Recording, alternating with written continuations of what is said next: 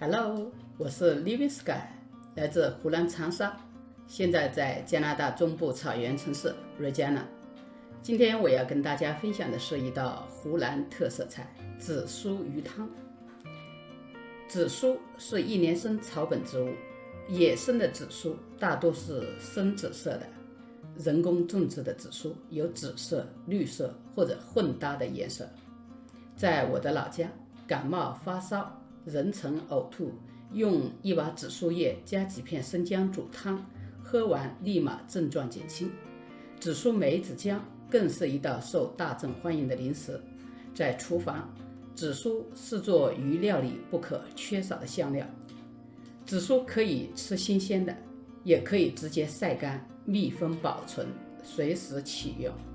相比于新鲜的紫苏，干紫苏的香味更浓。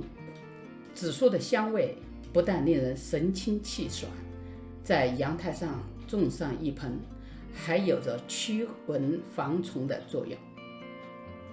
我今年种的是绿色紫苏，背面是淡紫色的，每片叶子与主枝之间都会长出新枝。采摘时可以将比较老的叶子摘下，将新枝留下，也可以将顶部剪下来，促进新枝生长，这样就可以多次采收。叶片和叶梗都能吃。做鱼汤时，紫苏要跟姜蒜一起使用，番茄是可以选择的。姜和蒜要切碎，番茄要切块。做汤的鱼个头不要太大，理论上什么鱼都可以。我今天选用的是2条400克的冰冻金鲳鱼，正好是2个人的量。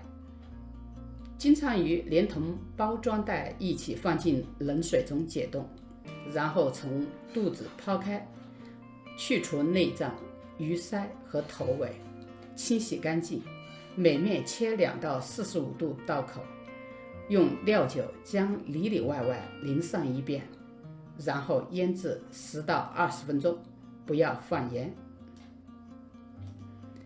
在鱼的2面撒上干面粉防粘，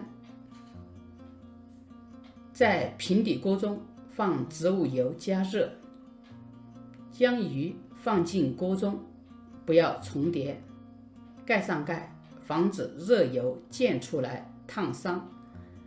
因为刚开始温度不够高，第一面需要煎大约2分钟，或至鱼皮变黄。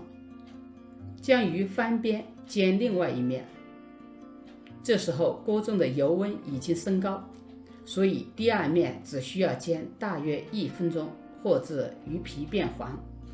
将煎好的鱼从锅中取出，换上炒锅，将煎鱼剩下的油倒一些到炒锅中，先将姜蒜炒香，再加入番茄炒出汁，用少量的盐调味，盐也可以加快番茄出汁，然后加入清水煮开，直接加开水可以节省时间。将煎好的鱼放进汤中，汤水的量刚刚跟鱼齐平，然后将紫苏撒在鱼上面，盖上盖，用中火炖煮5分钟，再将鱼翻边，继续盖盖，炖煮5分钟。关火，将鱼汤倒进汤碗，再放上新鲜紫苏叶作为装饰，最后撒上葱花，就可以上桌了。紫苏鱼清香扑鼻，汤色白里透红，肉嫩汤鲜，喝上一口令人胃口大开。今天的分享就到这里，如果喜欢我的视频，请帮我点个赞。想看更多的视频，请订阅我的频道。谢谢您的观看，下次再见。